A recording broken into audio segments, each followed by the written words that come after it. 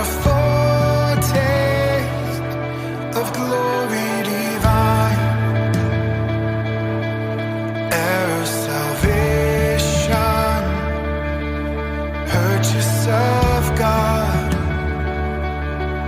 born of His Spirit, washed in His blood. This is my story, this is my song, praising my Savior all the day long. This is my story, this is my song, praising my Savior all the day long.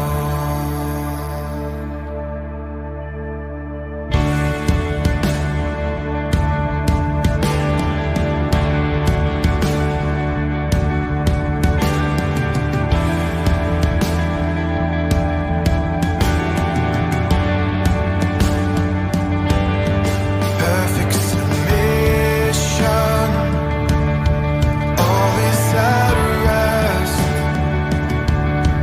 I and my Savior, am I being blessed? Watching and waiting, looking above, filled with His goodness, lost in His love. This is my story, this is my song, praising my Savior all the day long. This is my story, this is my song, praising my Savior all the day long.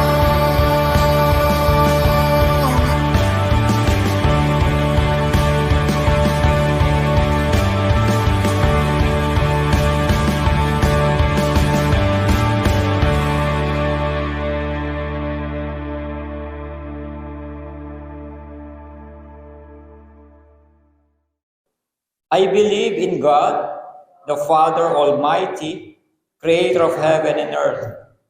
I believe in Jesus Christ, His only Son, our Lord, who was conceived by the Holy Spirit and born of the Virgin Mary, was crucified, died, and was buried. The third day He rose again from the dead. He ascended to heaven and is seated at the right hand of God the Father Almighty. From there He will come to judge the living and the dead. I believe in the Holy Spirit, the Holy Universal Church, the communion of saints, the forgiveness of sins, the resurrection of the body, and the life everlasting. I believe that God is a triune God, expressed in three persons, God the Father, God the Son, and God the Holy Spirit. I believe the Scripture is the Word of God. It has the final word in all matters of faith and practice. I believe the Holy Scripture is authoritative, true, without error, providentially preserved, sufficient for salvation and Christian living. Amen. At manatili na rin po tayo nakatayo para po sa ating pagbasa ng salita po ng ating Panginoong Diyos. Kung meron po kayong mga Biblia sa inyo pong harapan, o meron po kayong dalang mga Biblia, makibukas po tayo sa 1 Thessalonians, sa una pong Thessalonica, chapter 1, verse 1 po hanggang 10. 1 Thessalonians chapter 1, verse 1 to 10. Basahin po natin ito ng sagutan. Ako po sa verse 1, kayo po sa verse 2, at sa last verse po sa verse 10 ay sabay-sabay po tayo. 1 Thessalonians chapter 1, verse 1. Paul, Silas, and Timothy, to the church of the Thessalonians, in God the Father and the Lord Jesus Christ, grace and peace to you.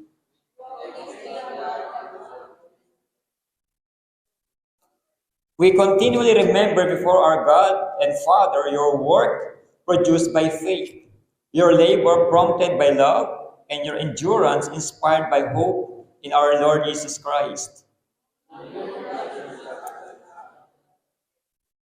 Verse 5, because our gospel came to you not simply with words, but also with power, with the Holy Spirit, and with deep conviction. You know how we live among you for your sake.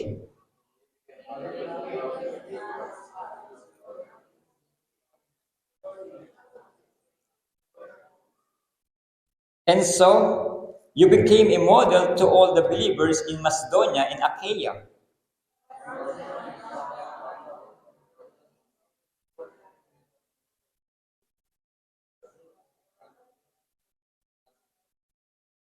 Verse 9, for they themselves report what kind of reception you gave us.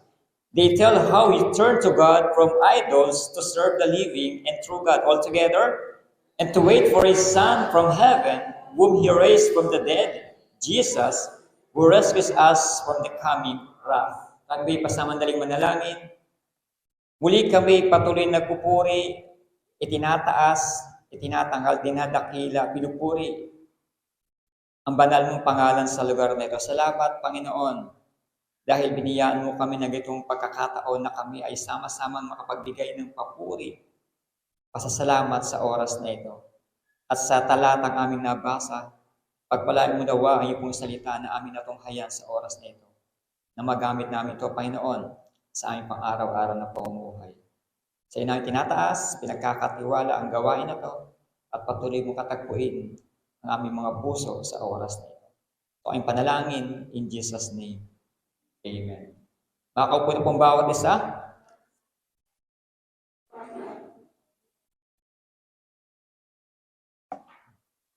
Yan po yung binasa po nating First Thessalonians. Ngayon po start po tayo ng series ng Thessalonians. No? Mag-start po tayo series po sa oras po na ito, sa araw po na ito. This about an edifying hope. An edifying hope, isang nakapagpapatibay na pag-asa. Sa panahon po talaga po natin ngayon ay napakarami ang nade-depress, napakarami ang nawala ng pag-asa dahil sa mga hindi magandang mga pangyayari po sa buhay po natin. Iba ay walang trabaho, pero pinakakalimitan po na nade-depress o nagkaroon ng anxiety, ang mga tao ay number one reason po ngayon ay yung mga sakit. Lalo yung mga terminal na illness. Mga terminal na illnesses na hindi talaga kayang lunasan ng science. Ano nga po ba yung tema nito po nga First Thessalonians? No? Ito po yung primary theme po nito, yung emphasis on the second coming of our Lord Jesus Christ. Yung muling pagparito ng ating Panginoong Jesucristo. At yan po yung matatalakay po natin sa mga susunod na pag-aaral po natin dito po sa Thessalonians. Yung paano nga po ba babalik ang ating Panginoong Jesucristo? Ating Panginoong Jesucristo. At ano nga ba yung layunin? Ito po nga Thessalonians po, bakit po ito isinulat ni Apostle Paul? Una po, to provide instruction, support, and encouragement to a young church in time of persecution. Ito po nga iglesia, dito po sa Thessalonica, ito po sabi po na batang iglesia. Newly put up church po ito, no, na itinatag po ni Apostle Paul. Bagamat wala pa po siya doon sa panahon po na sinulat niyo po ito, ito po ay lumalago, ito po ay sabihin po natin, sa kabila po ng persecution, sa kabila po ng kahirapan nila, ay nagpapatuloy po sila sa paglingkod sa ating Panginoong Diyos. Yan po sa binasa po natin, maliwanag po na si Apostle Paul, ang author po nitong First Thessalonians and Second Thessalonians. Sabi niya, so verse 1, Paul, Silas, and Timothy. Ibig sabihin, ay kasama po ni Apostle Paul sina Silas at sina Timoteo dito po sa pagpuput up dito po sa Thessalonian Church. To the church of the Thessalonians in God the Father and the Lord Jesus Christ, grace and peace to you. No? Lagi po na una yung grace, bago po yung una po talaga yung biyaya ng ating Panginoon Diyos, bago po na talaga maranasan yung kapayapaan na nagmumula po sa ating Panginoong Diyos. It is about, sabihin po natin na nagpapasalamat si Apostle Paul dahil sa matapat na pamumuhay po ng mga taga-Thessalonica. Ito ang Thessalonian Church po ay matapat po sila naglilingkod sa ating Panginoong Diyos. At may mga binanggit po sa Apostle Paul po dito, no, bakit po siya nagpapasalamat?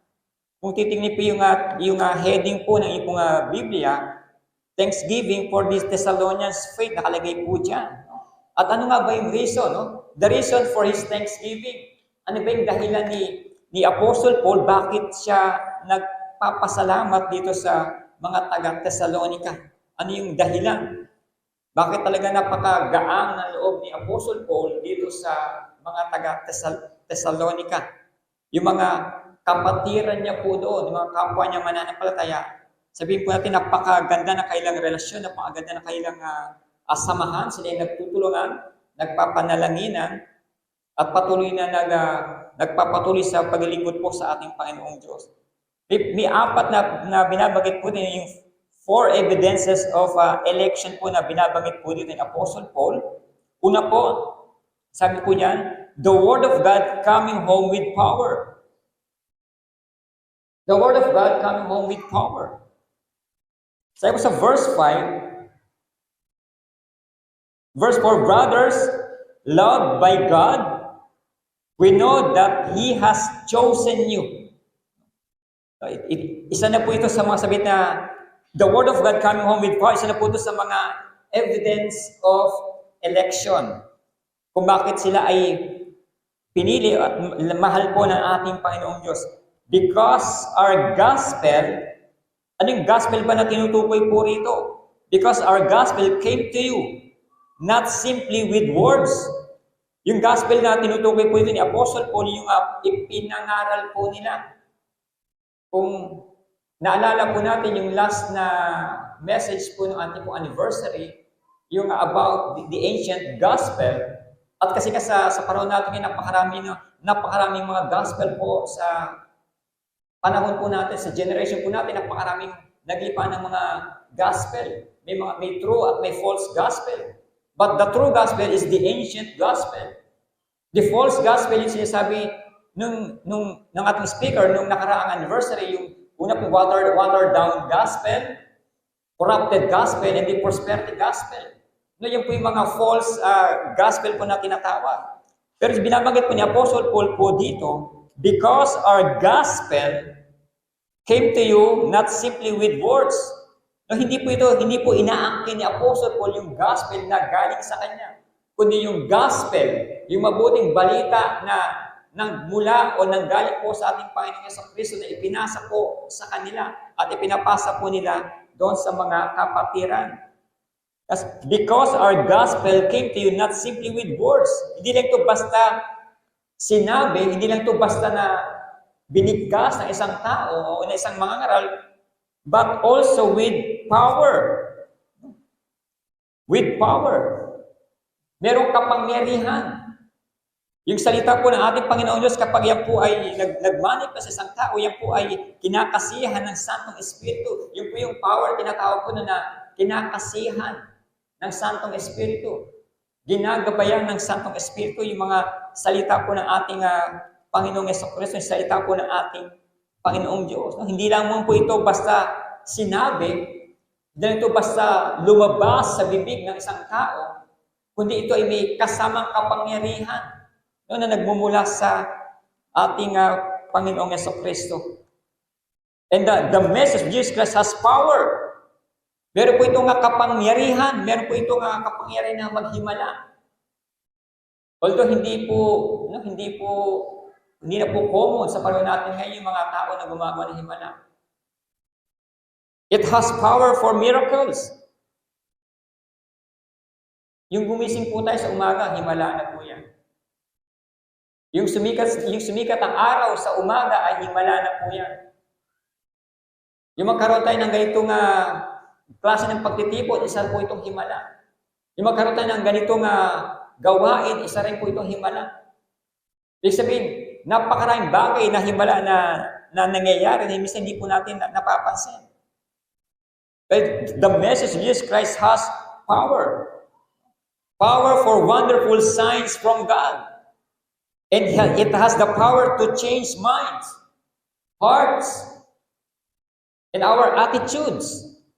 At maging buhay po natin, meron po kapangyarihan. Ito nga, salita po ng ating Panginoong Diyos na pwedeng magbago po sa atin. Hindi po natin talaga kayang baguhin ang ating kaisipan, hindi po natin kayang baguhin ang ating mga ginagawa. Hindi po natin kayang baguhin ang ating buhay. Ang maliban lamang, no? Na tayo kilusin ng Santong Espiritu para tayo ay mabago. The power of God, it has the power to change minds, hearts, and lives. No? Yan po yung word of God na ibinahagi ni na Apostle Paul, ni na Silas, ni na Timothy, dito sa mga kapatiran po natin sa Thessalonica, na mayroong kasamang kapangyarihan po na nagmumula sa ating Panginoong Diyos. Hindi po kapangyarihan ng tao. Hindi po kapangyarihan ng kung sino man, kundi kapangyarihan na nagmumula sa Santong Espiritu. Isa po yan sa evidence, no, ng pagkakapili po sa kanila. Pagkakahubog po, no, dito sa mga Thessalonian brethren po natin. At pangalawa po, the reception of God's word with much assurance.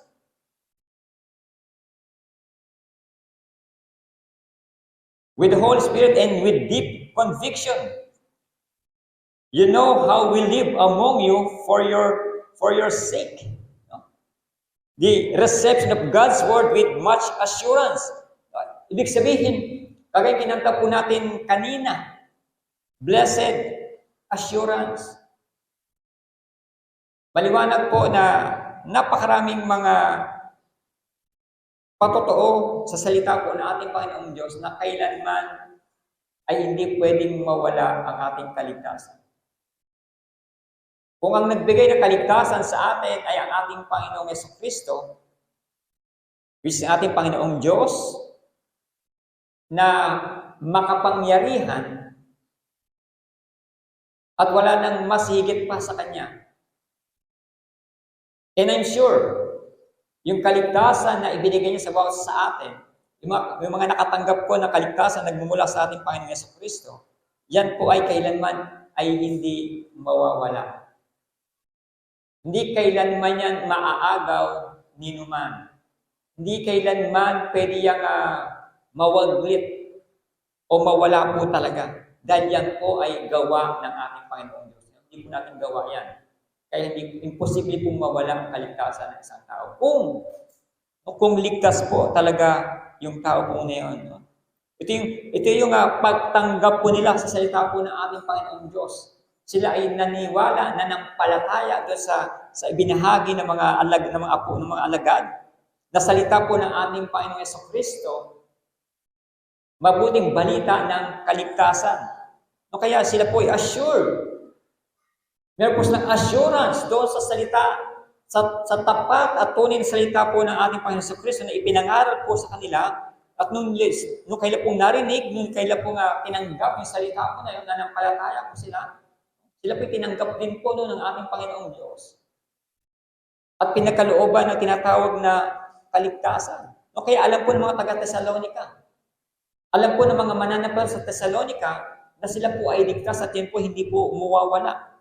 No, kaya nga sa mga following chapter, hanggang chapter 2, meron silang issue about sa second coming. Itatakal din po natin later on.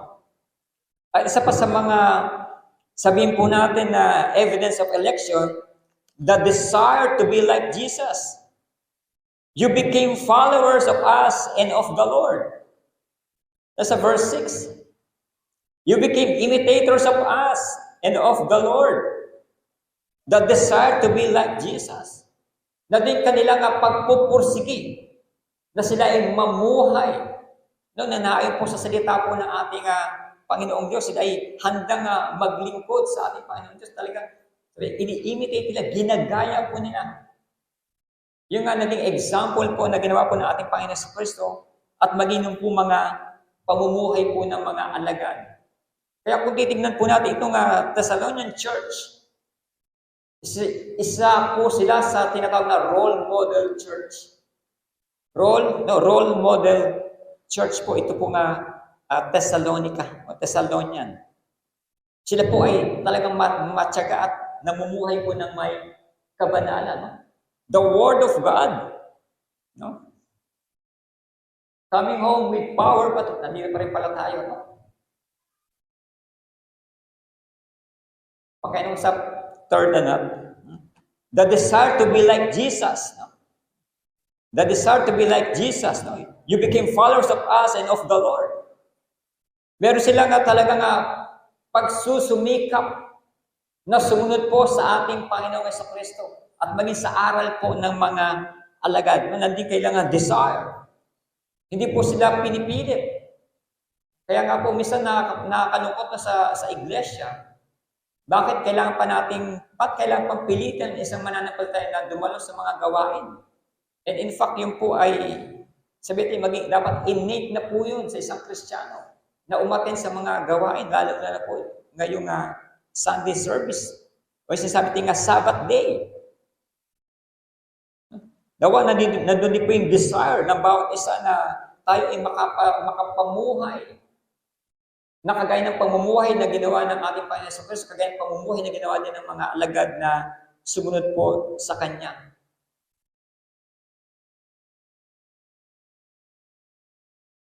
At pang-apat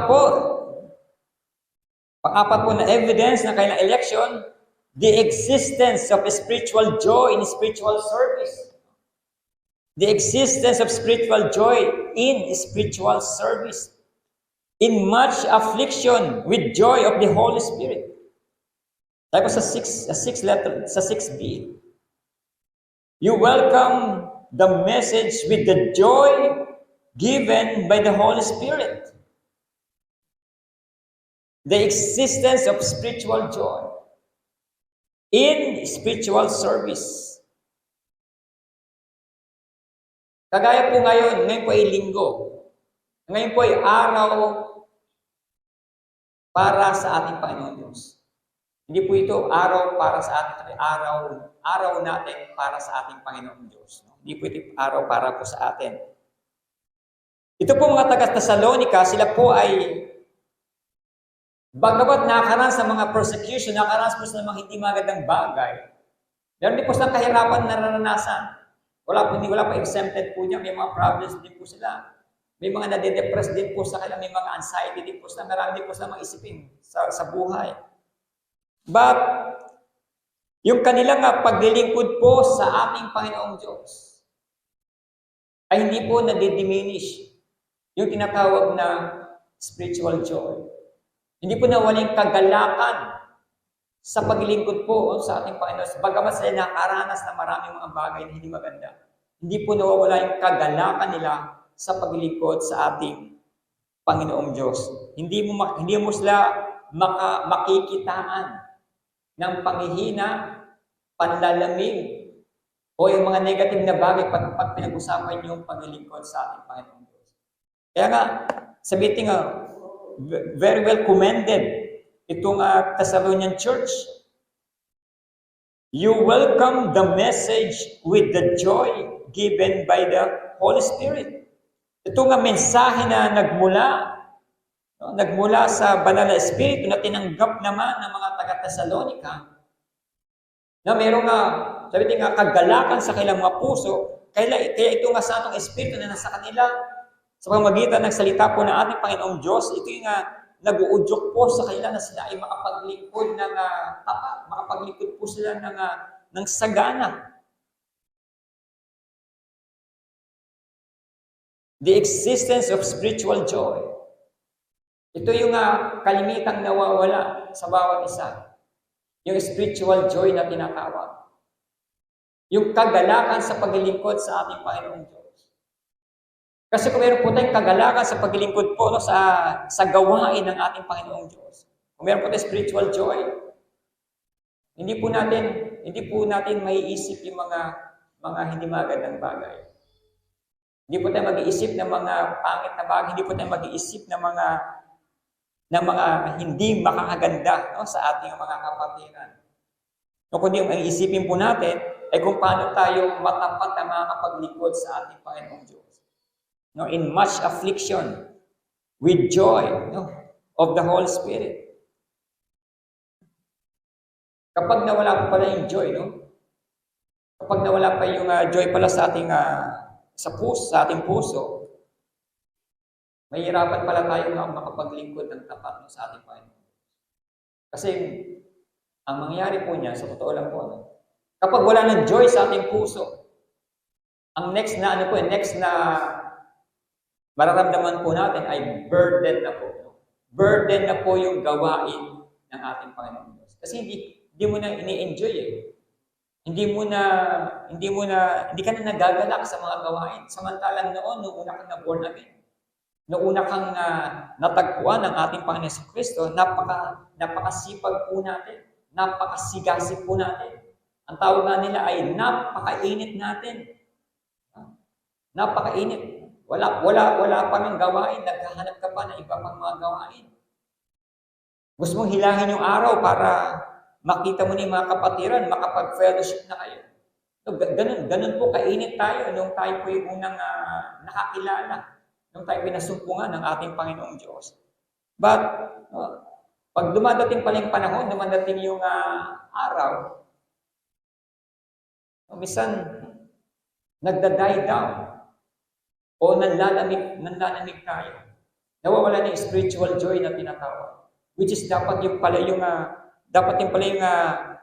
nag-flame, no, sa ating puso upang tayo matapat na makapaglingkod, no, sa ating Panginoong Diyos. The existence of spiritual joy in spiritual service. At nawa, hindi po mawala po yan sa puso po, no, ng bawat isa. At nabanggit ko nga po kanina, sabi nga po ni Apostle Paul, ito nga Thessalonica, itong church sa Thessalonian, sila po ay role model church. Hindi po sila perfect church, ha? Role model church. Hindi po sila perfect church. At may nabasa po ko isang quotation. Sinasabi po doon, if you are looking for a perfect church, if you find it, don't join it. Diba? Kung ikaw din naghahanap ng isang perfecto nga simbahan, at kapag natagpuan mo na yun, huwag ka rin mag-join.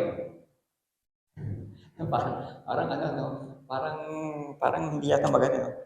Because if you do, kapag ginawa mo yan, kapag ikaw yung nag-join sa isang perfect church, it won't be perfect anymore.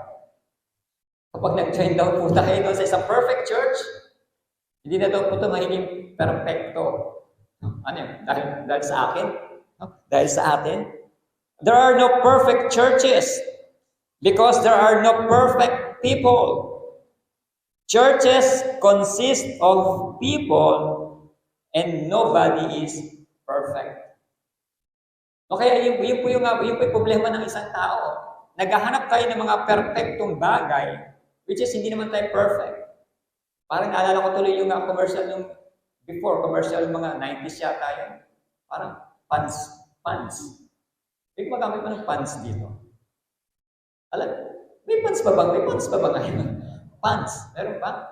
Parang naalala ko doon, sabi doon sa isang commercial, practice, nobody's perfect. But practice makes perfect. Tama ba? Nobody's perfect. Pero sabi na, practice makes perfect. Even we can do it that way. Even isang quotation sa pants. Wala po talagang perfect na bagay, lalo po wala pong perfect na church. But the Thessalonian church is a role model church. Maging iglesia po natin. No, hindi po tayo perfect church. Marami pa tayong flaws, marami tayong mga problema, marami tayong mga pinagdadaanan, maraming mga kakulangan sa atin, maraming mga bagay na na hindi din maganda sa iglesia po natin. Yan po yung katotohanan dahil we are not a perfect church. But, tayo po ay nagpo-pursue, tayo po ay nag-strive para po tayo ay maging perfect. Nag-strive po tayo into perfection. Pero hindi pa po tayo perfect dahil wala pa po perfect po sa panahon po natin ngayon. At pangalawa po, sabi po niya, this the response to the gospel by becoming examples. Their work of faith, ito yung pagpapakita na ng kanilang mga gawa, kailang mga pananampalataya na mayroong tinatawag na gawa. Sabi sa verse 7 hanggang 10, and so you became a model to all the believers in Macedonia and Achaia. Ito na kailang response, ito na yung kanilang tugon. Kaya sabi ko kanina, if you're looking for a perfect church, wala. Meron man yan, kapag nandun na tayo, hindi na po tayo maging perfect yan. But sabi mga dapat gawin po natin, yung ating pong faith, yung ating pananampalataya na may tinatawag na kasamang gawa, dapat po nagmamanifest po sa atin yan. At isa po yan sa sinasabi po ni Apostle Paul sa verse 7, and so, you became a model to all the believers in Macedonia and Achaia. Sila po ay kilala na, sikat na po sila. Dahil sa kailang katapatan, sa kailang paglilikod po sa ating Panginoong Diyos. Ito yung sinasabi niya, works faithfully. Works faithfully. The Lord's message rang out from you not only in Macedonia and Achaia.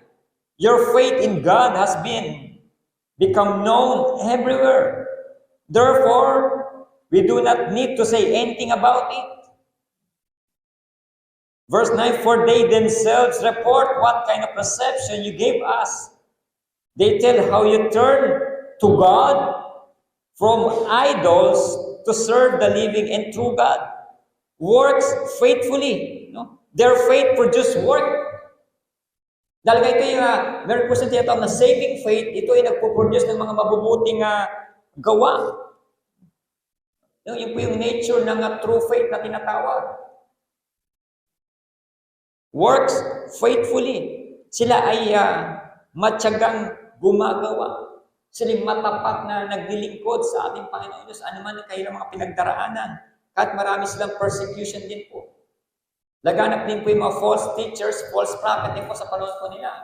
And mga idols. Mga idol worshiper po, marami din po sa panahon din po nila. Kaya nga, sabi po ni Apostle Paul, nagagalak sila, They tell how you turn to God from idols.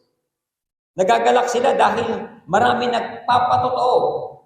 Ipinapatotoo ng mga ibang mga tao, maging sa ibang lugar na sila ay bumaling sa ating Panginoong Diyos at tinalikuran nila yung kanilang mga Diyos-Diyosan o yung mga idols po nila, mga sinasabi lang Diyos-Diyos, tinalikuran po nila yun at sila ay naglingkod sa buhay at banal na Diyos. Sila naglingkod sa tunay na Diyos, iniwan nila yung kanilang mga idols, iniwan nila yung mga bagay na hindi makakatulong sa kanila bilang mga tunay na mananampalataya. Works faithfully. Isa sa mga response po, bilang isang mabuting halimbawa po. And waits patiently. Verse 10. And to wait for His Son from heaven, whom He raised from the dead. Sino to? Our Lord Jesus Christ, who rescues us from the coming wrath. Waits patiently. Sila po ay matyagang nag-aantay. Nag-aantay po sa muling pagparito po ng pagbabalik po ng ating Panginoong Jesucristo. Yan po yung kanilang hope. Yung kailang pag-asa. Sila po ay naniniwala at sumasampalataya na muling babalik, muling paparito ang ating Panginoong Jesucristo sa ikalawang pagkakataon. Which is yan ba yung pinabubulaanan ng mga Saduseo. Pinubulaan ng mga ibang mga sekta na walang resurrection, sabi ng mga Saduseo. Walang resurrection, walang muling pagkabuhay. Kaya hindi totoo yung mga sinasabi ninyo na muling babalik yung sinasabi nyo nga si Jesus. But sila po, Sila po ay matyaga po nag-aantay sa muling pagparito po, pagbabalik ng ating Panginoong Jesucristo. Kaya nagkaroon sila ng issue. Yung mga, sila po ay matapat na naglilingkod, matapat po silang mananampalataya. Matapat po Ang problema nila ay, yung iba nilang mga mahal sa buhay, mga kamag-anak, asawa, anak, mga nangamatay na hindi pa dumadating ang ating Panginoon sa Kristo. Hindi naging kailang problema. Nagkaroon sila ng matinding kalungkutan nung namatay yung kanilang mga mahal sa buhay. Ang iniisip nila, paano kung dumating si Lord bukas? Paano kung dumating si Lord sa isang linggo? Paano na yung mga namatay natin? Paano yung mga anak ko? Paano yung mga mahal ko sa buhay? Paano yung asawa ko? Paano yung nanay ko? Paano yung tatay ko? Namatay na sila, hindi na ng ating Panginoon sa Kristo. Sila ba ay makakasama din namin sa langit? Makakasama rin ba namin sila? Yun ang naging issue po nila. Na sa kailang pag-aantay, bagamat hindi pa naman dumating sa panahon nila ang ating Panginoon sa Kristo, sila ay mga nangamatay na kailangan problema. Dahil sila ay matyagang nag-aantay, hindi pa dumating sa kanilang panahon yung pangako na muling papariting yung muling pagbabalik po ng ating Panginoong Yesu Kristo. But yung kailang eagerness na dumating ang ating Panginoon sa Kristo. Yung kailang eagerness na makasama yung kailang mga mahal sa buhay. Yung kanilang eagerness na maligtas yung kailang mga mahal sa buhay, makasama nila doon sa kalangitan. O kaya, isang patotoo din po ito na yung ating mga mahal sa buhay ay meron tayong concern. Meron tayong malaking concern po sa kanila, lalo po sa kanilang kaligtasan. Na magkaroon tayo ng tinatawag na pagpapahayag sa kanila ng mabuting balita ng kaligtasan. Na sila ay mabahagian, makasama din natin sa sinasabi natin kaligtasan. Ay bahagi sa kanila yung mabuting balita. Mabuting balita na nagliligtas. Okay, yun po isa sa mga concern din po ng mga taga-Thessalonica. Pero sila po ay matapat na nag-aantay po. No? Their hope produced patience. Dahil nga sila po ay mayroong pag-asa, nararanasan nila yung pag-asa na nagmumula sa ating Panginoong Diyos. Kaya ito ay nagpuproduce po, nagdudulot po ito ng makapag-antay po sila. Maantay po nila yung muling pagbabalik ng ating Panginoong Jesucristo. No? Their hope produced patience. No? Ito po, yun po yung kailang response po, works faithfully, waits patiently, and walks worthily. Walks worthily. No? Habang sila po ay nag-aantay. Hindi po pwedeng sila po ay mag-aantay lamang. Hindi sila magtatrabaho. Pero sa ibang mga tao po, hindi na po talaga nagtrabaho sila. Nag-aantay na lang po talaga sila. Hindi na po sila talaga, walang sa ginawa sa kanilang buhay.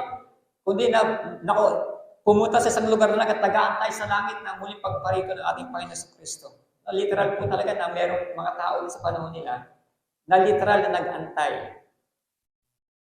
Pero sabi ng Apostol Paul, mali yan, hindi yan totoo. Kaya yung mga tamad, huwag niyong pakainin yan. Yung mga ayaw magtrabaho, huwag niyong pakainin yan. Kaya literal pala yun. Kaya kapag meron din pala tayong mga kapatid, o mga kamag-anak na tamad, ayaw magtrabaho, gusto lang kumain. Sabi niya po, yung mga tamad, huwag yung pakainin niya.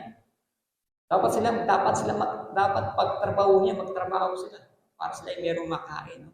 But ang context po nun ay, sila nga po ay nag-aantay sa muling pagparito ng ating Panginoon. But ibang mga tao po, sila po ay matyaga po silang ipinapamuhay po nila yung kaligtasan na ipinagkaloob po sa kanila, pinapamuhay po nila yung salita ng mga alagad na nagmula sa ating Panginoon Hesus Kristo, pinamumuhay po nila ito.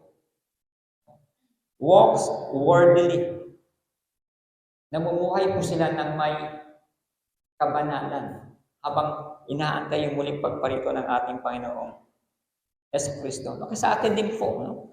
Yung ating mga example Ano ba yung mga response po natin doon sa pagkakatanggap natin ng salita po ng ating Panginoon? Ito po ay na-receive natin. Dumating po sa buhay po natin yung salita ng ating Panginoon, tapos nakarating sa ating yung kaligtasan. Ano po yung response po natin doon? Ano natin mga naging tugon? Tayo po ba ay kagaya ng ibang mga taga-Tesalonica na nakaupo na lang sa isang tabi at nag-aantay? Hindi na nagtrabaho? O yung mga tao, no? Matyaga, no? Bagamat sila nag-aantay, pero sila ay nagpatuloy sa paglilingkod. Nagpatuloy na ipinapamuhay yung mabuting balita ng kaligtasan. Ipinapamuhay yung pananampalataya na ipinagkaloob sa kanila. Okay. Yun po yung magandang example po no, na ipinakita po ng mga taga-Thessalonica. At pangatlo po, the instruction. This is the instruction to the Thessalonians. Ito po sa chapter 2 na po. No? Chapter 2 na po ito. No? The instruction to the Thessalonians. Una po, sabi po diyan, share Jesus with eagerness. Chapter 2, verse 2. Chapter 2, verse 2. We had previously suffered and been insulted in Philippi. As you know, but with the help of our God, we dare to tell you this gospel in spite of strong opposition. Share Jesus with eagerness. Sabi ni Apostle Paul, bagamat sila ay iniinsulto, sila ay hinahadlangan, sila ay ginugulo doon po sa Philippi. Sabi po niya, as you know, but with the help of our God. Hindi po dahil sila ay magaling, sila ay matalino, sila ay may kakayahan, but with the help of our God. We dare to tell you His gospel in spite of strong opposition. Dahil sa tulong ng ating Panginoon Diyos, kaya naihatid nila po yung mabuting balita ng kaligtasan. Bagamat sila po talaga ay hinahadlangan ng ibang mga tao, lalo po ng mga Hudyo, ng mga Hentil. Lahat po ng klase ng tao ay humahadlang po sa kanila. But with the help of God, yung pinakamaganda po doon, hindi po dahil sa tulong ng ibang mga tao, hindi po dahil sa tulong ng ibang mga propeta, kundi sa tulong po ng ating banal na Diyos. But with the help of our God. Share Jesus Christ with eagerness. Pero po nga, pagkasabik. May kasabikan yung ating po nga pagbabahagi na salita po ng ating Panginoon Diyos.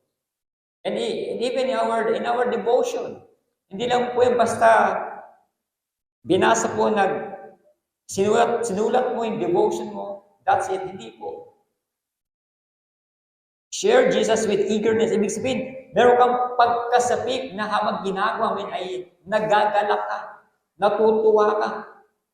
Sabihin nga, hindi ka nahihirapan o hindi mo hindi to para nga pinapahirapan yung sarili mo, ay devotion na naman. Ay devotion na naman. Ano ba to? Mag-alas 12 na, kailangan kong tapusin to. That's not, walang eagerness po yan.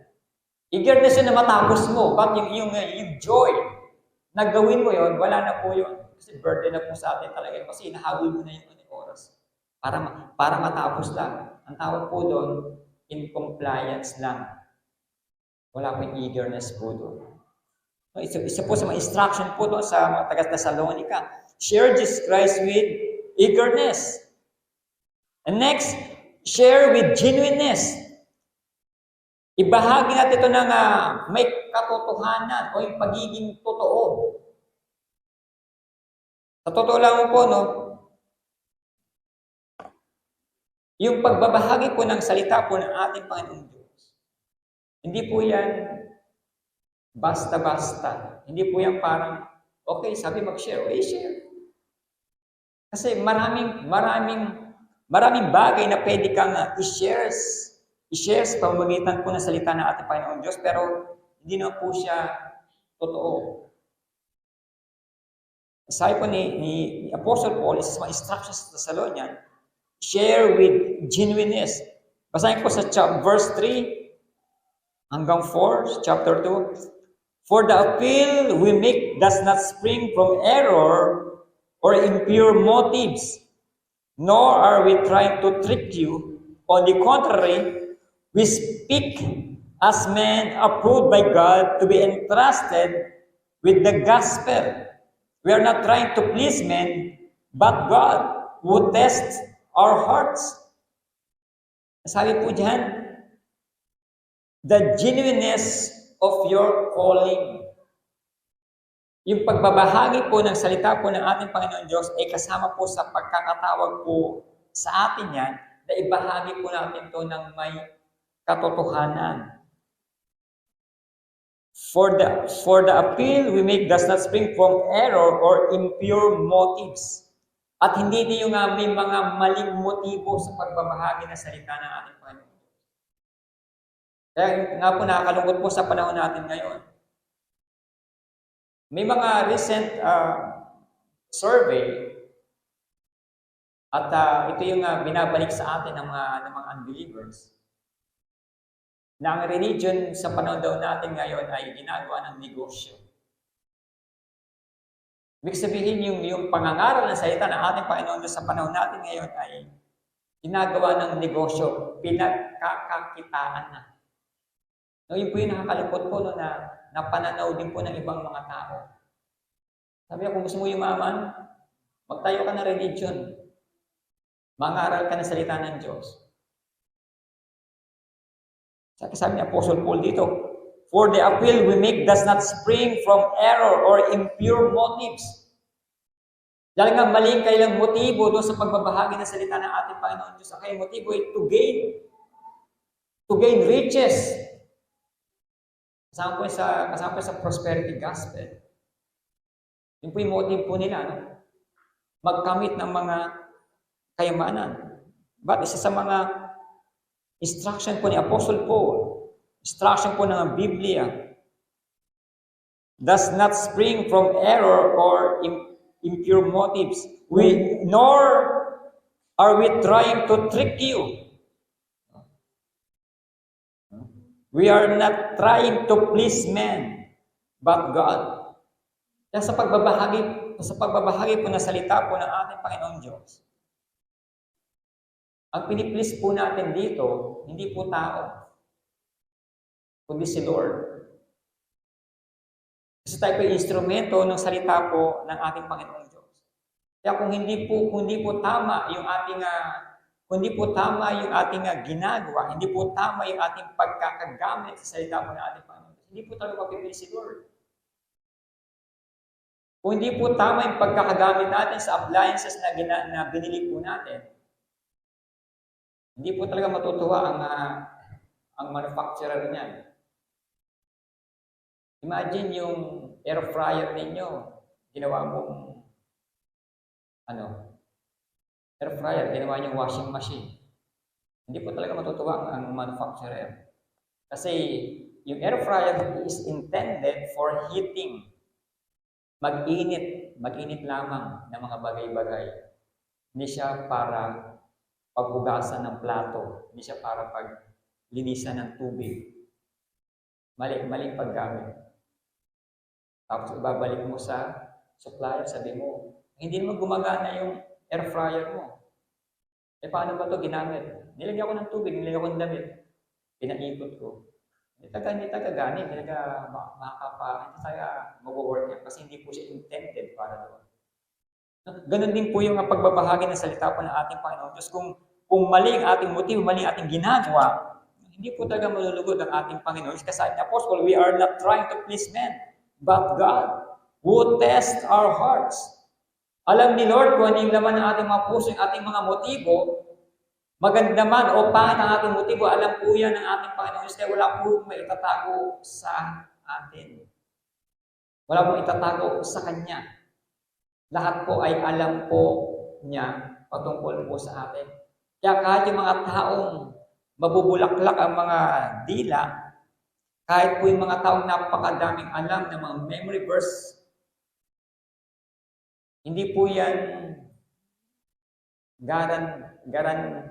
hindi po niya pwedeng garantyahan na siya po ay tunay na mananampalataya o tunay na sumusunod sa ating Panginoon Diyos. Kundi, yun lamang, sumusunod, tumutupad sa mga ipinag-uutos po ng ating Panginoon. Hindi pa lang po ito sinasabi ko dito, ginagawa po natin. Faith in action. Mga nakaraan nating tema, no? Faith in action. Yung pananampalatayang merong bungang gawa. Hindi lang po ito sinasabi, kundi nakikita. Bagay ang Thessalonica, hindi naman po sila well-versed sa Bible, pero nakikita po sa kanila yung tapat na paglilingkod sa ating Panginoong Diyos. Ito po importante. Kahit hindi po tayo well-versed sa Bible, basta ipapamuhay po natin yung salita na naririnig po natin. O yung mga salita ng ating Panginoong Diyos na nababasa po natin. At nai-apply po natin ito sa ating pang-araw-araw na pamumuhay. Kahit na isang verse na po alam mo, kahit John 3:16 lang po alam mo, at least yung po ipinamumuhay mo. And share Jesus with humbleness.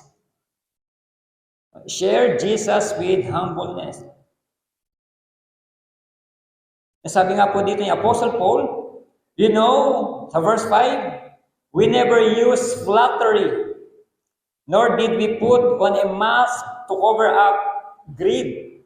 God is our witness. We are not looking for praise from men, not from you or anyone else.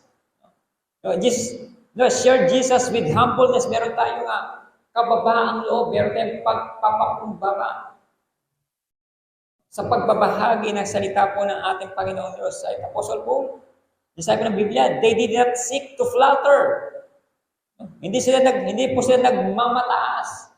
Hindi po sila naghahangad na sila ay mapur, sila ay may tanghal. Sa madalas salita, hindi po sila nagbubuhat ng sarili po nilang bangko. Hayaan mo na ibang tao pumuri sa iyo. Hayaan mo ibang tao magsabi sa iyo na maganda yung ginagawa mo. But wag mo aangkinin yung glory na dapat sa ating Panginoong Diyos. They didn't seek to receive riches. Hindi po sila naghahangad na sila magkamal o magkamit na anumang mga kayamanan dito sa lupa na nanggaling sa labas. And they didn't seek to receive glory. All glory belongs to God. Huwag nating angkinin anumang glory na meron tayo na dapat yan ay para sa ating Panginoong Diyos. Baka tayo ay bigla na lang uurin, bigla na tayo bumagsak. Kilala niyo ba yun? Isang hari na inangkin yung glory ng ating Panginoong Diyos. On the spot, siya ay inuod. Siya po ay namatay. Instead, they sought to be gentle. Merong kapakumbabaan. Meron silang tinatawag na pagpapakumbaba. May humility na tinatawag dito sa pagbabahagi po ng salita po ng ating Panginoon. Yan po sa mga instruction po dito po sa mga taga-Thessalonian at instruction din po sa atin na ibahagi natin ang ating Panginoong Diyos ng merong kasabikan at ito merong katotohanan at meron itong pagpapakumbaba po sa bawat isa. Kaya yung po yung sinasabi po dito na an edifying hope, isang nakapagpapatibay na pag-asa ng mga taga-Thessalonica, habang sila po ay nag-aantay sa ating Panginoon sa Kristo, sila po ay matapat, matyaga, at gumagawa. Hindi po sila, yung mga iba po na wala nang ginawa, naging tambay na lang, But majority po sa kanila ay, sila po ay nagpapatuloy habang nag-aantay, sila po ay patuloy na, naglilingkod po ng tapat sa ating Panginoong Diyos. Yun po yung bottom line din po, bagay sa atin din po. Habang inaantay din po natin yung katuparan ng ating kaligtasan. Saan po ba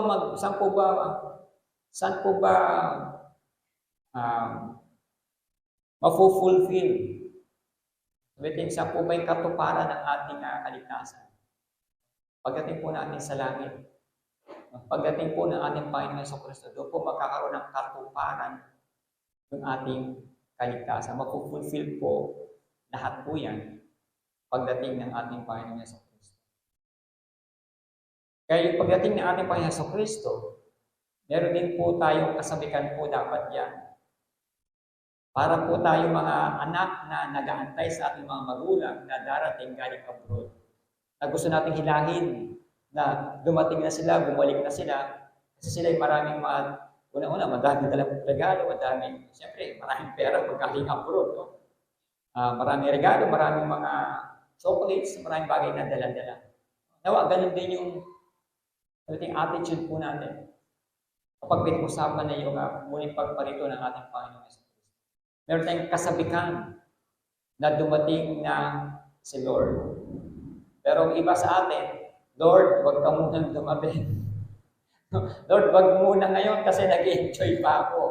No, maganda pa yung maganda pa yung business ko, maganda pa yung kalalagayan. Wag muna ngayon, Lord.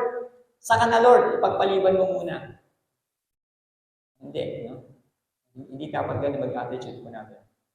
Ano man yung kalalagayan natin sa buhay, meron tayong kagalakan sa muling pagparito po ng ating Panginoong Jesucristo. No? Dahil tayo ay merong pag-asa, no, na siya ay muling babalik, no, sa mga huling panahon.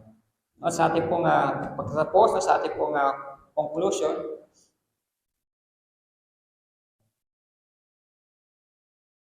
no, so the believers has a faith that works, a love that labors, and a hope that endures. And this letter to educate and encourage the believers of the hope found in the second coming of our Lord Jesus Christ. No? Nawa, ang bawat isa po ay meron tayong kagalakan, meron tayong pag-asa, no? Dito sa muling pagparito po ng ating Panginoong Jesucristo. Tayo po'y manalangin. Mapuo muna po tayo, tayo po'y manalangin. Let us pray. We thank you, Father God, sa oras na ito, Panginoon. At kami ay nagpupuri at nagpapasalamat sa salita mo na aming napag-aralan, aming napagnilay-nilayan. Isang ang kasabikan, Panginoon, na kami ay makapiling ng aming Panginoong Jesucristo. Isang kasabikan, Panginoon, sa amin bilang mananampalataya, na kami ay matyagang magantay sa muling pagparito ng aming Panginoong Jesucristo. Tulungan mo kami, Panginoon, na patuloy na makapamuhay ng naayon sa iyong banal na kalooban hanggang sa iyong muling pagparito. Tulungan mo kami, Panginoon, na mapagtagumpayan ano man ang mga struggle namin sa buhay hanggang sa iyong muling pagbabalik. Tulungan mo rin kami, Panginoon, at bigyan kami ng karunungan sa lahat ng mga bagay na dapat namin gawin bago pa man bumalik. At nawa, datnan mo ang bawat isa na kami ay naglilingkod sa iyo ng tapat at totoo. At bigyan mo kami, Panginoon, ng karunungan na nagmumula sa iyo, na patuloy na maabot ang iyong pamantayan. Kaya salamat, Panginoon, sa iyong mga salita. At salamat, Panginoon, maging sa iglesia doon sa Thessalonica, kung saan sila ay naging matapat na naglingkod sa iyo. Naging role model church sila sa buong lugar nila, sa ibang karating pa nilang bayan. Nawa, ang kanilang mga ginawa ay matularan din namin, Panginoon. Dahil ikaw ang nag-set ng example sa mga ito. At kami nawa, Panginoon, ay patuloy may hubugin na yung banal na salita na patuloy na makapamuhay ng naayon sa iyong dakilang kalooban. Salamat, Panginoon, sa oras na ito. Salamat, Panginoon, sa iyong salita. Patuloy pagpalain pa ang buhay ng bawat isa. Upang kami nga, Panginoon, ay patuloy na magpalakasan sa pamagitan ng mga itong gawain na kami ay makapagbigay ng mga papuri at pasasalamat sa iyong harapan. Nawa, Panginoon, ang mga buhay na kaloob mo sa bawat sa amin ay magamit namin ng tama, Panginoon. Lalong-lalo na kung paano namin ito ipinamumuhay, paano namin ginagamit ang hirap na buhay na ito na pinagkatiwala mo sa amin. Salamat, Panginoon, sa oras na ito at patuloy akong dumadalangin sa iyo na gabayan mo, Panginoon, ang iyong mga anak, Panginoon, ang iyong patuloy na pagpapala, ang patuloy na maranasan ng iyong mga anak. At patuloy kalingain nga kami, Panginoon, sa lahat ng mga pinagdaraanan namin, mga struggles sa buhay. At patuloy na bigyan kami ng katagumpayan, Panginoon, sa pamagitan ng habag at biyaya ng aming Panginoon Jesucristo na maranasan ng bawat isa. Upang kami nga, Panginoon, ay patuloy na makapamuhay ng may kapayapaan. Salamat, Panginoon, sa oras na ito, sa biyayang kaloob mo, na patuloy namin nararanasan. At nawa, ito nga ay patuloy namin magamit para ikaw ay may taas. Ikaw ang maluwalhati sa aming mga ginagawa. Ikaw ang madakila sa lahat ng aming mga sinasabi. Ikaw ang patuloy na may taas sa lahat ng aming mga pang-araw-araw na pamumuhay. Ikaw ang maging sentro ng aming buhay. Ikaw ang maging sentro sa aming tahanan. At ikaw ang maging sentro sa anumang bagay na aming pinagkakakitaan. Kaya salamat, Panginoon, sa iyong salita. Salamat, Panginoon, sa pag-asa na patuloy mong ibinibigay sa bawat isa. Na kami, Panginoon, ay matyagang mag-aantay sa iyong muling pagbabalik. We thank you, Lord, sa buhay na patuloy mong pinagkakaloob sa bawat isa. And we thank you, Lord, maging sa kaligtasan na patuloy mong ipinaparanas sa iyong mga anak. Salamat, Panginoon. And to Him who is able to keep you from falling and to present you faultless before His presence with exceeding joy. To the only wise God, our Savior, be glory and majesty, dominion and power, both now and evermore. May the grace of our Lord Jesus Christ and the love of God and the fellowship of the Holy Spirit be with you all. Amen.